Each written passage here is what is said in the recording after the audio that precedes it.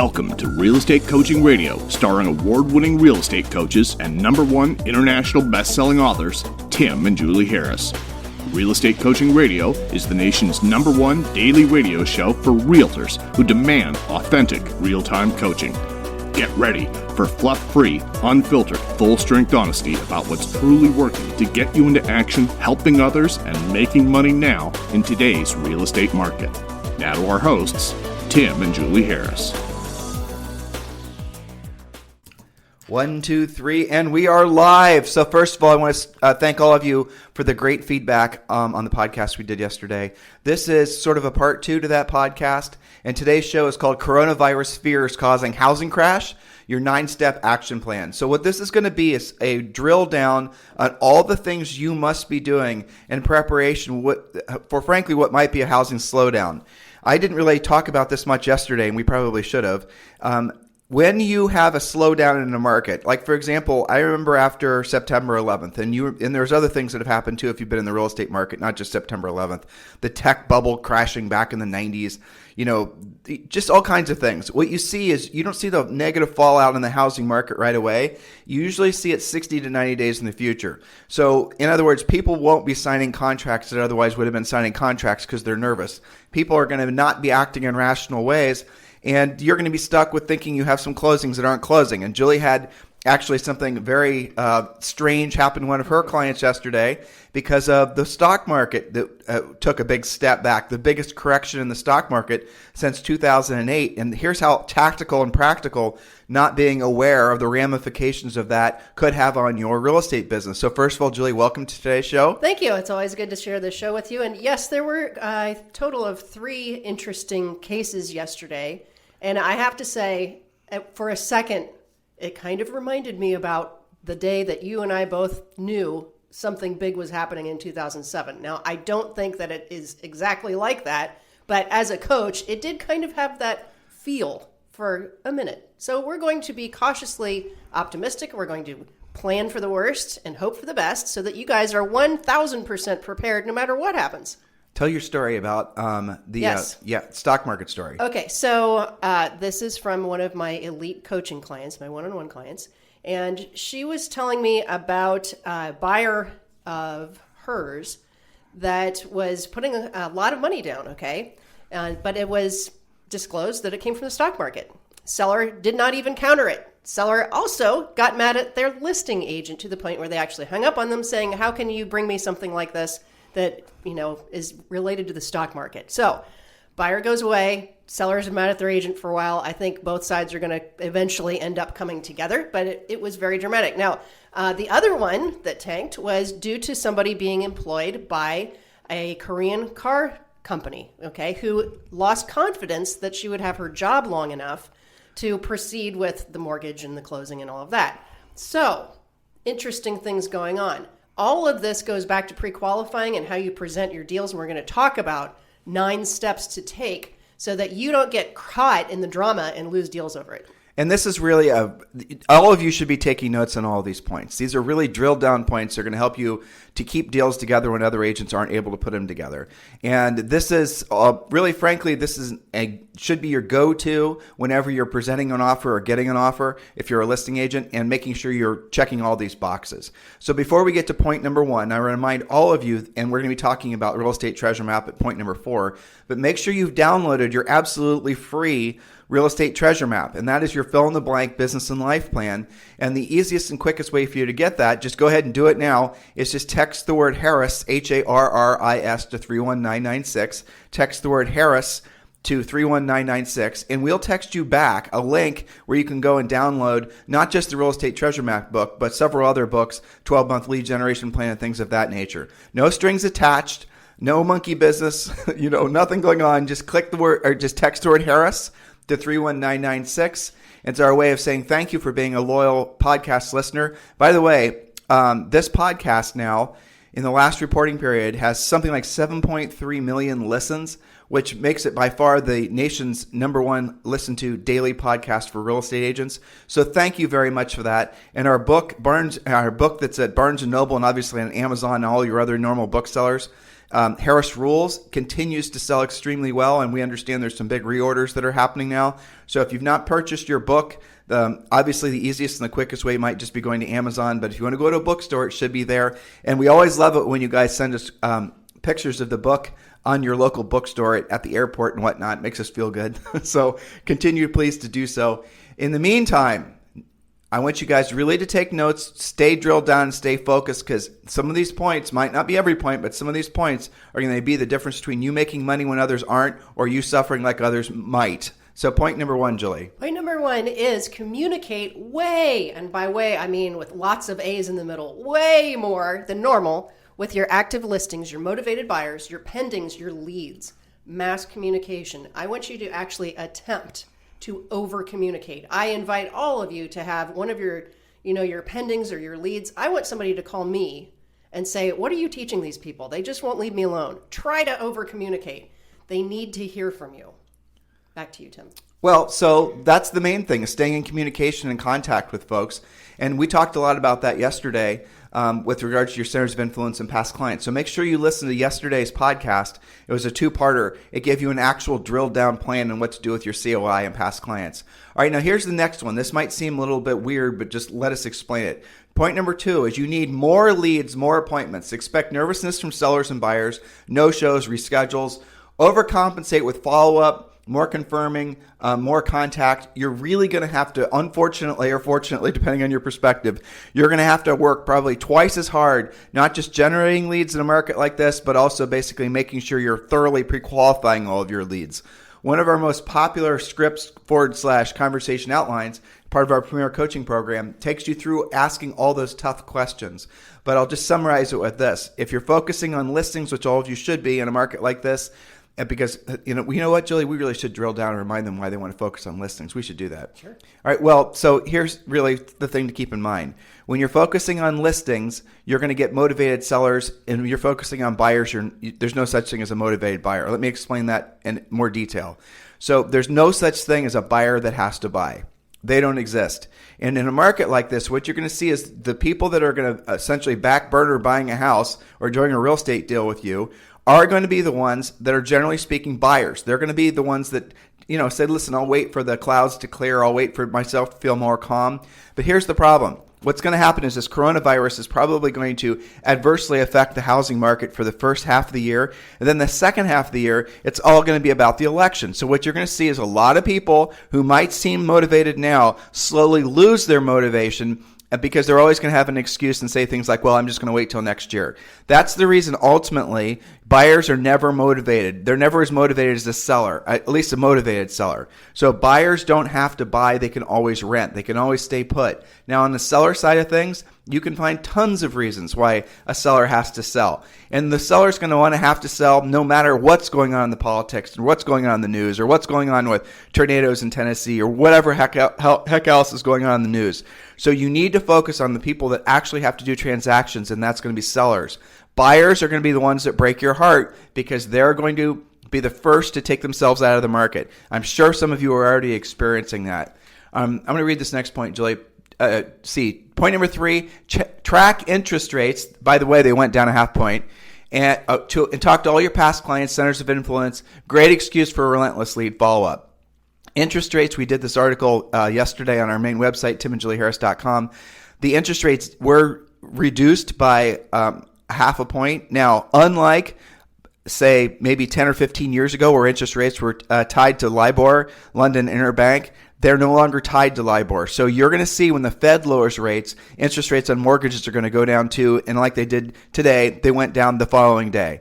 Now, what I've heard, what I've read, what we're hearing is that they're projecting if the coronavirus does continue to have cause a setback in the economy, and now everyone's saying there's going to be a global recession and things like that. So the sort of, now I realize some of this is politicized news, but don't think we're naive about that. But at the end of the day, most people reading the news aren't going to differentiate between political propaganda versus real news about an actual, pandemic or whatever.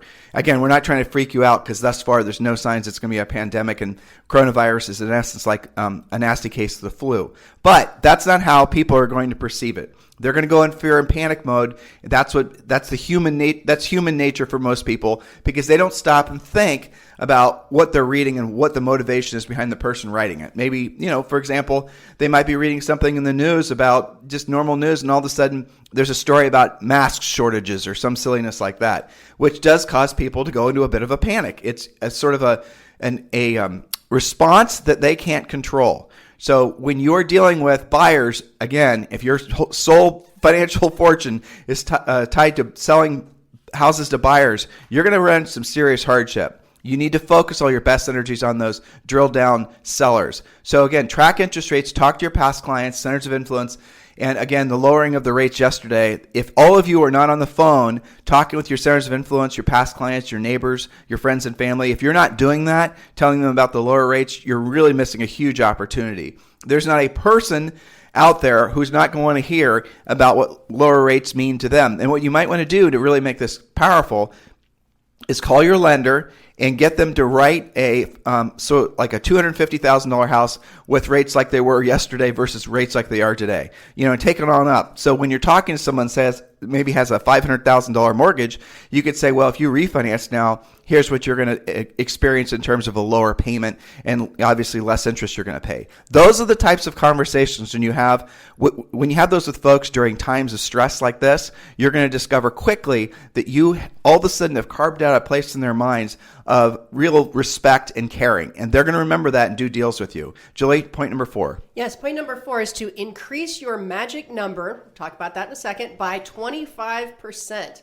What is your magic number? Your magic number is the number of listings that you must have, active listings at all times, in order to drive enough business to have consistent closings which meet your treasure map. Okay, so that means that you've gotten the treasure map, you've done the math, and you know what your magic number is. Again, it's that number of active listings that you have to have, which generates closings on both the listing side and potential buyer side. Why are you having to increase it by 25%? You've got to get in front of the market by overcompensating and knowing that maybe your magic number's been 10 for a couple of years and it's been great and you've had really predictable closings every month and 10 has been awesome.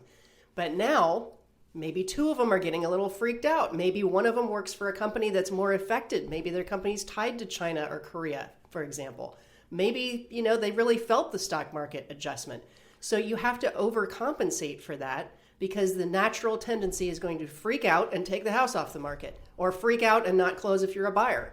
So you've got to be the one who overcompensates. Maybe your new magic number is more like 12 or 15, and then you'll feel a lot better when it inevitably happens that you lose 2 or 3 of them out of reasons that you have no control over. So imagine if you've been bubbling along at 10, everything's fine, selling pretty fast, and you lose 2 or 3. That's a pretty big impact. Versus when you're at 15, thinking your number probably should be 10, maybe 2 of them can take a break for a while, and you're not panicking at that point. We want you to get in front of this. Back to you, Tim. Right. And so, Julie, actually, I want you to do point number 5, too. This is something you talk about a lot with our PC clients. Before Julie gets to point number 5, a quick reminder, a lot of you are asking us questions about eXp Realty. If you'd like to receive a quick 7-minute video about eXp Realty, just text the word EXP to 31996. Text the word EXP to 31996. When you do, you'll be texted back a video. Check the video out and then decide if you're ready for next steps. When you are, you can just, obviously, you can give me a call directly at 512-758-0206. And again, if you're really urgent about joining EXP, you've already done your research, you know it's for you, I'd love to talk with you urgently, 512-758-0206. But for the rest of you who are EXP curious, the quickest and easiest way for you to learn more about eXp Realty is just text the word EXP to 31996. Now, this next point, guys, this is a huge point with a fair amount of detail. So, Julie, just jump right in. Yes, point number 5. Excuse me. Point number 5, know the finance situations more clearly than you normally do. Now, I think that point is valid no matter what kind of market's going on, because this is something that gets them into a lot of trouble typically. But know the financial situations more clearly than you normally do on all of your own buyers, as well as the ones who are buying your listings. beware of the boilerplate lender's letter. And, we probably should do a whole show on that, right? So when a buyer is all fired up, they're ready to write an offer, they talk to the lender. The lender, you guys, my grizzled veterans know this. They have a boilerplate letter, means it's pre-written. All they have to do is type in the person's name and type in the amount and send it over. And it doesn't have that much detail. It just says that, they're pre-approved pending an appraisal and not much else, okay? Because they don't have to tell you all of the skinny on the buyer's situation. Now, yes, it is okay. It is appropriate. It's actually your job to call the lender and ask what they see that might get in the way of closing. Now, we talked about this in Premier Coaching as well as with some of our elite clients. We have this thing called the Ultimate Addendum, and we've done podcasts on this, that what it does, it's a counteroffer in most cases, or at least an addendum, that forces the lender to get cooking on the underwriting faster, okay? Why do your deals fall apart at the 11th hour?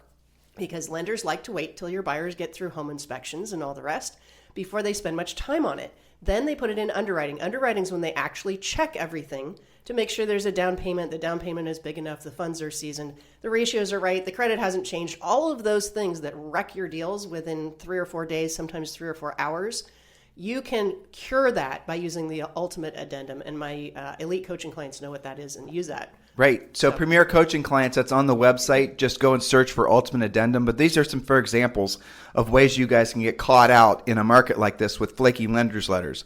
So they'll usually not do a 3 merge, or they'll usually not check with all 3 credit reporting agencies. You need to make sure that they do that. You need to, so for example, employment.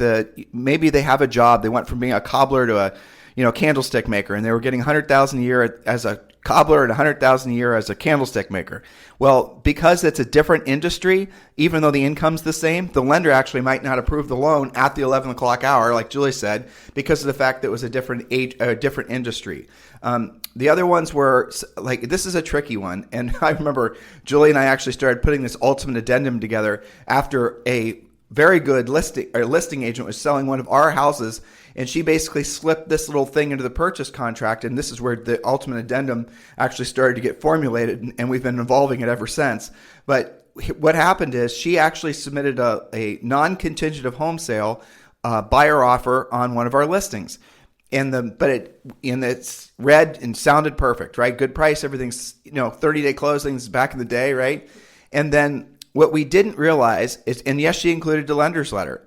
And what we didn't realize was the house purchase wasn't subject to the sale of the house, but the financing was subject to the sale of the house. So what she did is she was able to sneak a home sale contingency past us because it was financed contingency, which we accepted, which the seller accepted. So I hope you guys can see all the little sneaky ways. There's so many ways that get in there. I've seen it be secretly contingent on a divorce decree, which isn't going to be disclosed in the lender letter. I've seen supposedly cash deals. Well, where's the cash coming from? Do they have that proof of funds? Where is it coming from? So it is appropriate for you to be asking those questions. And Tim, I've been thinking about this too. I wonder whether lenders are going to have an extra overlay to where you're employed and get it, they could get all cranked up about that. I would not be a bit surprised, especially the more conservative ones like Wells Fargo and those types of guys. So let's talk about, so back in, Julie and I knew the housing crash was coming back in 2006. We weren't in the movie The Big Short, but we were smart enough to see it. And I'll tell you how we saw it. Because Julie and I had been coaching for a long time, but prior to selling coaching, we sold real estate for a long time. In our market, when we sold real estate, it was not a lot, but maybe 10 or 15% of all the deals we did were short sales. And we knew when a market was shifting, we knew the next natural thing would happen is all the people at the lower down payments were going to, if having to sell, we're not going to be able to sell without losing money, thus a short sale. And so we are the first company in the nation, coaching company in the nation, to introduce short sales. It was where a lot of our longtime coaching clients originally met with Julie and I for the first time, because we are showing them how to make money and survive and thrive in a changing market. Because most of the loans that you guys have been seeing going through in really the past 2, maybe 3 years have been not subprime necessarily, but very low down payments. And here's what I want you to remember. Remember, I told you this. Just because somebody doesn't have equity in their house doesn't mean that they're just urgently going to sell. But so don't kind of correlate those two things. And even if they're underwater, they're not necessarily going to sell because they need a place to live. But what does happen is when someone is seeing the value of their property drop. They don't want to be the last guy out. It's like that. Julie, what's that game that Zoe plays in kindergarten where they're all running around the chairs? It's not Red Robin, but Duck, Duck, Goose. Duck, Duck, Goose, yeah. So what happens in a neighborhood, as soon as one person leaves the neighborhood, and by leaving, I mean, they don't even sometimes put it for sale. They just leave. Then what you're going to see is all the neighbors, and it's just like dominoes, and they all start to, collapse at the same time. A lot of you who were in the housing market back in the day, you know what I'm saying. But here's the thing that's changed. So Julie and I are in our late 40s. You're later than I am. Yeah. Monday's coming. Yeah, I know. I'm 50 on Monday. So what was different because of, and what is different now because of the housing crash, is the expectation that people won't want to short sale or maybe even have a bankruptcy. And it used to be when we were growing up, you did not default on your home mortgage. You just didn't. And now what we saw from the last housing crash is people, and it's all over the internet how to do it, people know how to game the mortgage foreclosure process. They know how to stay in their houses for free. So here's an interesting stat that came out of the last housing crash that was completely new for people's behavior. 90% of the time, or something like that, when someone misses their first payment, they're gone. They never catch it back up, and they never, that's it, they're gone. They're basically going to default 90% of the time. So one of the things you guys should be paying attention to are the notice of defaults. But the notice of default thing is actually a little bit dubious too, depending on what state you're in. And we're seeing this now already in some of our markets where we have a high density of coaching clients. The coaching clients know, because they're meeting with the sellers, that the houses they're not making payments on their houses. This is happening in Florida, happening in California, happening in other markets like that. So they're not making payments on their houses, and yet public information isn't reflecting the fact the house is in default. Because what's happening is the banks aren't actually making it public that the people are missing their payments. Now, that's what they started doing at the end of the housing boom when the banks were trying to look healthier than they were. They didn't want to report the number of defaults that they had that were looming. And so what they did is they didn't essentially start the foreclosure process. We can't be sure that that's happening now, but it feels a lot like it did to us back in 06 and 07. And it only takes, because people are 99% emotional, it only takes a little bit of a change in the direction of the wind for people start to overreact and essentially do what they did back then. The expectation now is, because of the housing crash, that you can walk away from your mortgage and you can buy another house within 24 months or less. So the negative ramifications of somebody defaulting, they don't really exist anymore. Not like they did, say, when Julie and I were selling real estate in the 90s. So just keep all these things in mind. And don't assume, if you don't have somebody that was selling as a mentor or somebody who's essentially been around for a long time, if they didn't sell in the last housing crash, you need to upgrade your mentors. If they didn't sell a lot in the last housing crash, you really need to upgrade your mentors, because people that have only sold real estate since really 2008, you have no clue about what might be coming if people start to really overreact in a high percentage. We're going to obviously tell you, but I doubt if anybody else is, because guess what? They don't want you to overreact. So if your broker and your office manager were to start telling you, that these dark clouds are forming on the horizon, you probably are going to freak out, and you probably are going to cause, all kinds of extra work for them to have to put your ego back together because you're operating out of fear.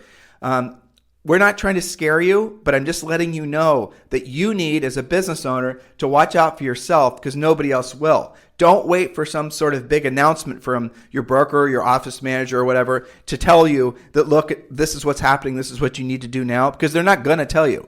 You're going to have to understand that when you're a business owner, ultimately you have to have your own back. Now, we'll do our best to tell you if we think something really bad is looming. We don't right now. Yes, many of the markets across the country are in a corrective cycle, and we are not anticipating a housing crash, so please don't misunderstand what I'm saying. But there could be trickles of a housing crash as, like I said, 60 to 90 days from now, you start seeing there's fewer home sales and fewer pendings and all the rest of it. And then people are then going to start emotionally reacting. And then the buyers are going to start thinking, well, if there's fewer home sales, that means prices are going to drop. And you guys see how a market shifts. And that's all it takes. It just takes one stupid coronavirus out of China for the party to be over. Yeah.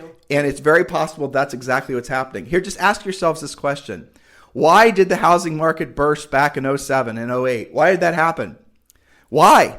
There wasn't just some big announcement. It's happened because people lost the emotional attachment to the idea that owning a home is like a winning lottery ticket. They just didn't believe the prices continued to increase. And so what did they do? They bailed on their mortgages. That's all it took. So please don't forget that if you've lived through it. And if you haven't lived through it, just remember what I just told you. You got to be looking 60 to 90 days out, and you have to be really, really smart, which brings Julie to point number six. Number 6, be the leader. Be the calm in the storm, the light in the fog. When people lack information and lack leadership, they tend to do nothing. Be their resource so they can stay focused and move forward. You can kind of tell what direction things are going when you see, like some of the stories I've had from coaching clients all week long. The volatility and the emotional response is heightened for sure.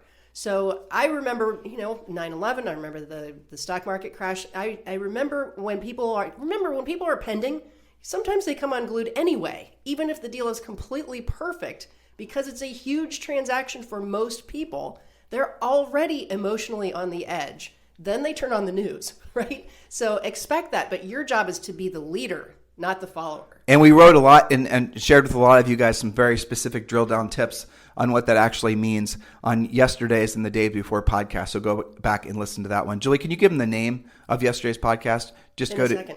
Yeah. Okay, next point. Make lemons, point number 7. That's my favorite point, number 7. So go ahead. All right, make lemonade out of lemons. Popeyes with hand sanitizer and tissues. This is great, Julie.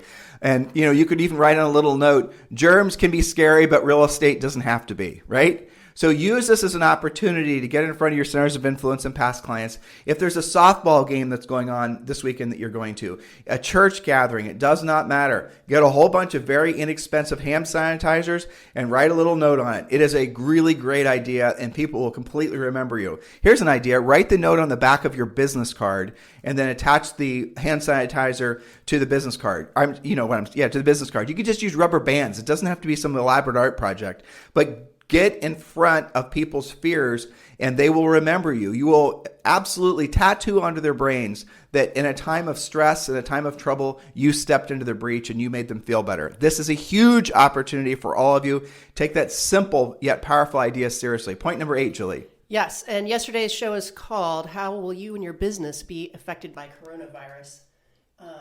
Let me get back over to today's notes. Okay, so...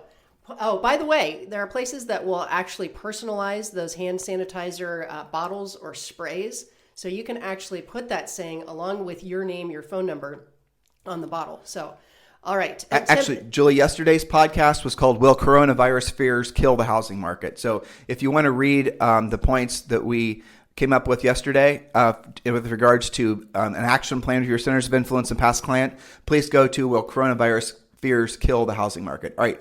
Yes, and Tim, I'm also reminded we have to resurrect this. You remember the prescription bottle that says, in case of real estate freakout, take 3 of these and wait till morning to call me? Yeah. That was M&Ms in the little prescription bottle. We need to have those labels brought back. Anyway, we'll talk about that. Okay, point number 8. Know that this will also pass, and we'll be on to the next thing soon enough. Well, we already know what the next thing is. It's the election, but there's probably going to be more waiting in between. So persevere, avoid politics, and I wrote, sanitize your environment as well as your mindset. That's awesome. You got to do both. Yeah, and again, go to coaching clients. There's a lot of specific stuff about mindset with regards to this. But podcast listeners, just go to timandjulieharris.com and search out the words media free, and then you'll find podcasts we've done specifically on that. But I'll tell you, the real thing you guys should all seriously consider doing is completely and totally shutting yourself. Just cut the cable because, that really is smart. And if anything really noteworthy happens in the news, you're going to hear about it. You don't have to be the one that's essentially in the breach of listening to all the fear and drama that everyone's essentially addicted to. They really are. It's an addiction. You actually get a chemical release when you hear scary news. And that's the reason the headlines and that's the reason all the stories are constantly hammering you in that specific way, because they know that your dopamine response is going to make it so that you become addicted to watching their news channel. This is not crazy talk, guys. This is really how it works. Point number 9, Julie. Point number 9, downsize your business expenses. Do it before you're forced to do it. Do it consciously. Start by stopping the overpayment of your current broker, for example. Go through all of your expenses and really ask yourself whether this is going to put money in your pocket in the next 30 or 60 days. And if you cannot say without a shadow of a doubt that it will, then you need to stop doing it. And I'm talking about the drip campaigns. I'm talking about the logos and the websites. I'm talking about all the things that you guys waste money and your time on when you should be focusing on getting in front of as many clients as you possibly can. Again, we've said this throughout today's podcast. We said it yesterday and the day before. This is a time for you to be a leader. This is a time for you to actually get in front of people with the facts and figures and make them feel better. Everyone's a little bit on edge because of all the hype. So step into the breach, show them that everything's going to be fine, arm yourself with some statistics and facts about the coronavirus or whatever else comes next, and then have that handy and go talk with people. And you will find that that is going to form everlasting relationships that will essentially keep your real estate business strong for years and years and years. Now, Julie said one of the first things you should seriously take a look at is the amount of money you're paying your broker. Because when the market slows down, most brokers are only on a 2 or 3% margin. In other words, they're barely getting by themselves. And that's the reason most brokers are still selling real estate, guys, because the brokerage itself in a traditional bricks and mortar business model does not work. It doesn't work because the broker, it doesn't work because the business model. Expenses have gone up, commission splits to agents have gone up. It's virtually impossible for any broker to make anything close to a profit in a market like what we're experiencing. And as soon as that market slows down, you're going to see most of these brokers. It's going to be sad. It's going to be scary, but it happens every time the market shifts. You're going to see a lot of these brokers go out of business. And what they have a tendency to do is they wait too long. And if you're a broker and you're listening as I say this, don't wait too long. That's the biggest mistake you can make. Don't start dipping into your savings. Don't take out a personal loan. Don't, do any of the silly things that a lot of people do, hoping and praying that tomorrow will be better. If you see a significant shift in the housing market and you're already basically making no money from your brokerage, it's time for you to bail, okay? There's an old saying that when the going gets tough, the smart leave. The going is getting tough, and the smart, which hopefully is all of you, will be leaving. And that's, again, I know that's hard emotionally to think about, but it's also the reason, I think one of the biggest reasons that so many, brokers of all sizes are moving over to EXP, because it gives them an opportunity to keep their brokerage brand, and yet they're brokered by EXP. So they don't have to go through the emotional unraveling of essentially having a brokerage that essentially now is part of a national brokerage and having to explain to people why, all the ego things that you guys are fearful of. If you switch over to EXP, they want you to keep your brand. They want you to keep your identity. They want you to keep who you are, and they want to take essentially the heavy lifting off your shoulders so you can focus on getting your finances in order so that you can survive this inevitably changing market. Again, I want to say this. We do not predict any kind of housing crash, but all the pieces are on the board for a housing crash. It's all there. All it takes is an onslaught of negative news, and people's sentiment about selling a house, let alone buying a house, will change. The smart agents are going to do everything we just said, and the first thing you guys got to do is just do this list in the opposite order. Make sure you are looking at your expenses first. If you guys would like to talk with me about eXp Realty, just text the word EXP to 31996. Text the word EXP to 31996. Julie, anything else you'd like to say to these guys as we round the bend? Stay frosty. Things are changing all around you. You can't stop them from changing, so make sure that you're the leader and get that listing inventory up. There you go, guys. Have a fantastic day. We'll talk to you on the show anytime. Remember, you can download and stream our podcast from any of the popular iTunes, Stitcher, everywhere. It's everywhere. It's on Spotify. Everywhere you can possibly imagine a podcast will be, it's there. And you can also stream it and download it directly from timandjulieharris.com. You guys have a fantastic day. We'll talk to you on the show tomorrow. This program has been a presentation by Tim and Julie Harris, Real Estate Coaching. For more information on our real estate coaching and training programs, visit our website at timandjulieharris.com. Remember to tune in weekdays at noon for upcoming shows. And until next time, thank you for listening to Real Estate Coaching Radio with Tim and Julie Harris. This podcast is a part of the C-Suite Radio Network. For more top business podcasts, visit c-suiteradio.com.